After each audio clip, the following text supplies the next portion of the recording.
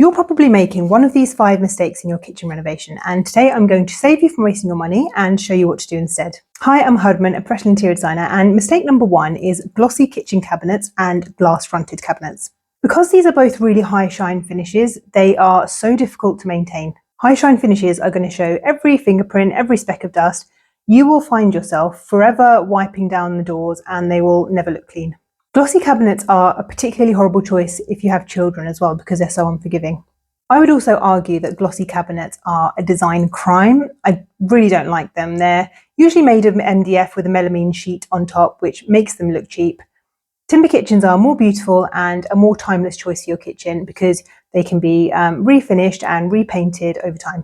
Even if you can't go for a solid timber kitchen, which I appreciate is, fairly expensive, if you can just go for timber doors, that is an excellent choice.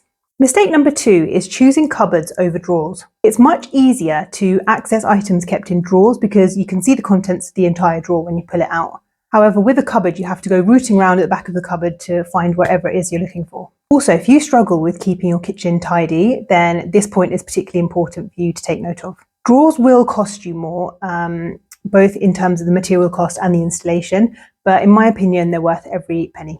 Mistake number 3 is poorly planned lighting. A really common lighting mistake is having spotlights installed over your aisle or your walkway. The second you stand at your worktop, you will be in between the light and your work surface, which is going to cast a shadow on your worktop. Choose under cabinet lighting instead, and also don't neglect other kinds of lighting like pendants, wall lights, picture lights, and even lamps in your kitchen to create a beautiful layered lighting scheme. Mistake number 4 is not having clear work surfaces next to your sink, your stove, and your fridge freezer. You need clear worktop space either side of your sink and your stove, and also next to your fridge, in order for your kitchen to be practical. It's really normal to want to cram in as much storage as possible, but don't sacrifice valuable worktop space because it will make your space really inefficient and really difficult to use. Mistake number 5 is neglecting prettier design elements.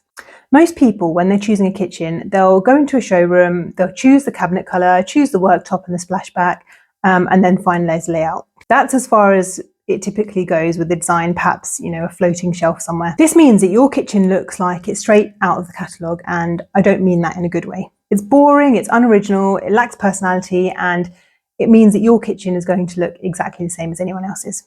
Pay a bit more attention to the finer design details, such as whether you want to tile your cooker hood or perhaps have an island that looks like freestanding furniture with open storage at one end. These details will make your kitchen look more expensive, more personal, and it will allow the design to stand the test of time. Let me know if you found this video useful and subscribe for more helpful design advice. Thanks for watching.